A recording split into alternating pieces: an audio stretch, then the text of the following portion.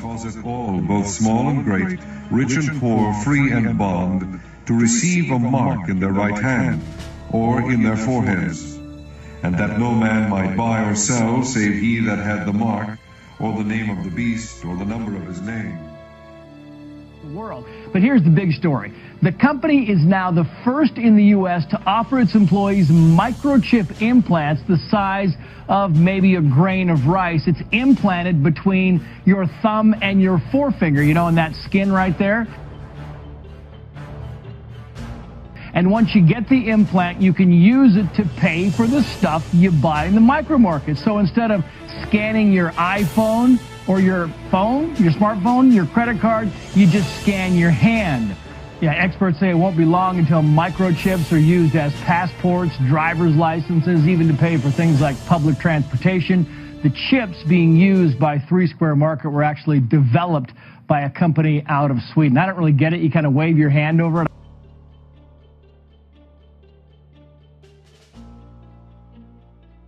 I can't believe he just paid with his hand. Like, you just literally put your hand up and you're good to go. Like, that's crazy. Hi, my name's Charlie Warzel. I'm a senior writer with BuzzFeed News. And in order to see what the future of money looks like, I decided to live for a month just paying for things with my phone. And somewhere along the line, I ended up getting a microchip implanted inside my hand to see if I could be the first person in the world to pay for something out in the real world using just their hand. A couple weeks into my experiment, I ended up going to Sweden. Sweden happens to be way far ahead of the United States when it comes to getting rid of cash. I ended up meeting with some people who are really active in the biohacking community and found that you could actually implant an RFID NFC chip in your hand. So take a deep breath for me and exhale.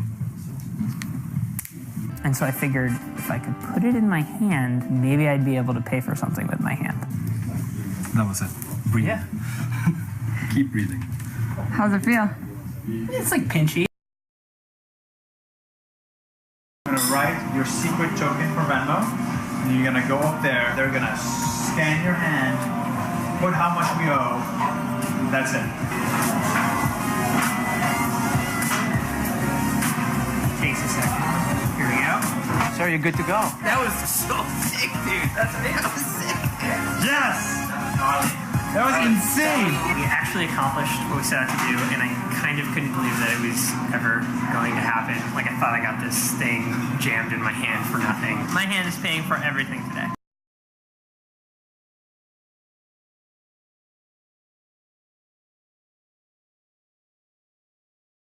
And you will hear of wars and rumors of wars.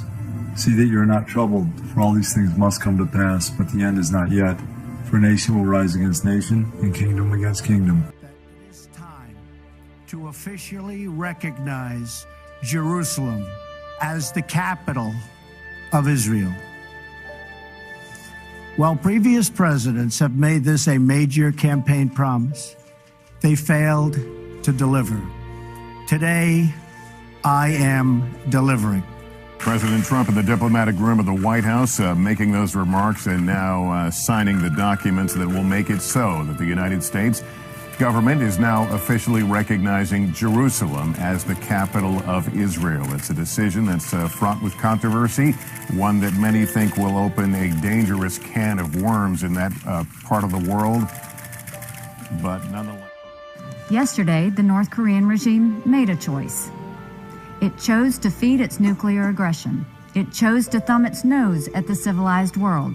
It chose to challenge the patience of a world united against its recklessness. And with this choice comes a critical decision point for the rest of the world. The world has responded powerfully to North Korea's outrageous and lawless actions. We have never sought war with North Korea, and still today, we do not seek it. If war does come, it will be because of continued acts of aggression like we witnessed yesterday. And if war comes, make no mistake, the North Korean regime will be utterly destroyed.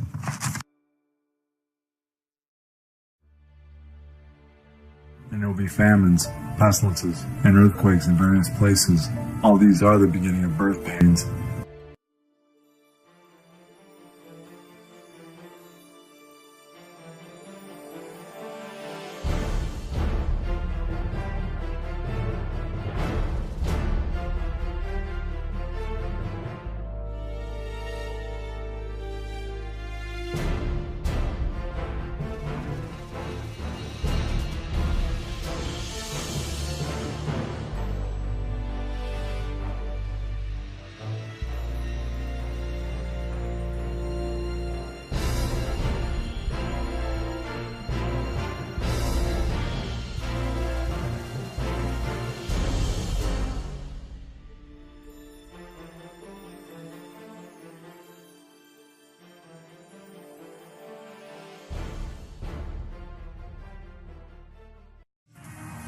Meanwhile, California's next big earthquake is coming, folks. You've been hearing it for so many years, but according to a leading scientist who says the Southern California section of the San Andreas Fault is now primed for some action. San Andreas is the state's longest fault and one of the most dangerous. Chief Correspondent Jonathan Hunt live in Los Angeles for us. So, Jonathan, what are they seeing in this fault at this point? Well, some pretty stark warnings, Martha. We haven't had a big one along the southern section of the San Andreas Fault as earthquake scientists define a big one since about 1857. But there's obviously been a lot of earthquake activity around the globe recently. You'll remember the terrible pictures we have seen from Ecuador, for instance. So now they're saying San Andreas Fault long overdue. And when you look at a map of the San Andreas Fault, it's about 800 miles in total in length, right along California. But it's that southern section near Los Angeles that they're concerned about. You see San Bernardino and Riverside marked there, suburbs of LA, and they say that that section looks ready to go. The quote, in fact, from Thomas Jordan, director of the Southern California Earthquake Center, was this, quote, "The springs on the San Andreas system have been wound very, very tight, and the Southern Andreas Fault in particular looks like it's locked, loaded, and ready to go." Frightening words, and every earthquake expert we've been hearing from in probably the last decade, Martha, has been saying the same thing. The one thing they can't agree on is exactly when it's coming.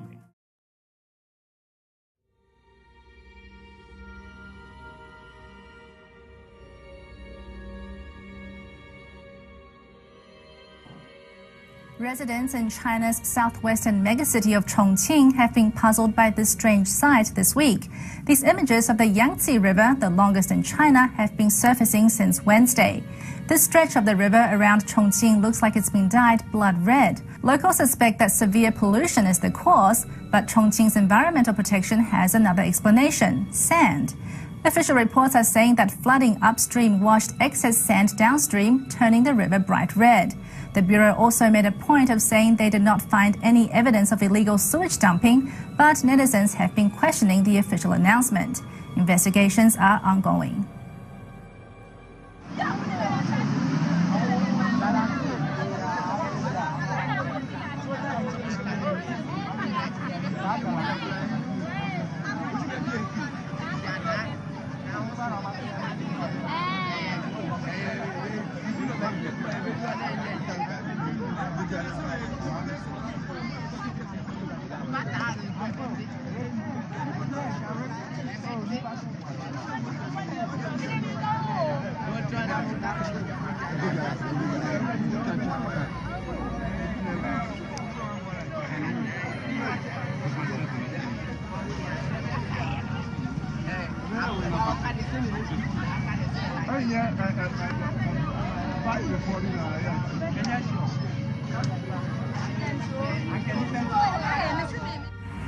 Inilah dia air sungai Babulun berubah warna menjadi warna merah.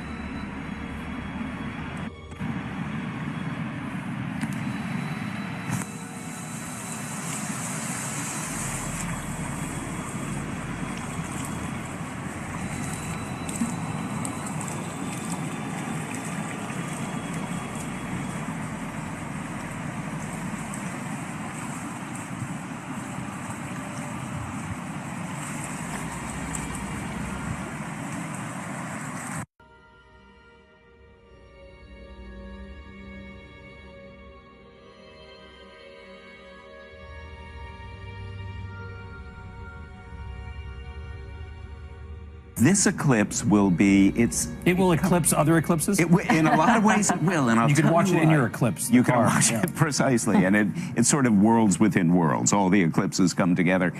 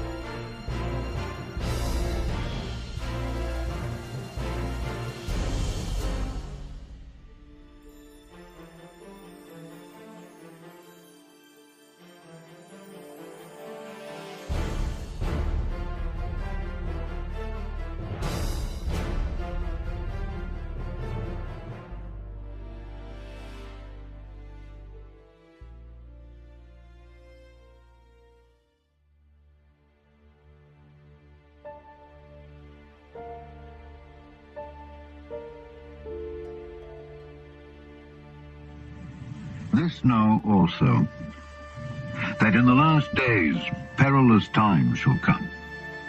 For men shall be lovers of their own selves, covetous, boasters, proud, blasphemers, disobedient to parents, unthankful, unholy, without natural affection, truce breakers, false accusers, incontinent, fierce, despisers of those that are good, traitors, heady, high-minded, lovers of pleasures more than lovers of God, having a form of godliness, but denying the power thereof.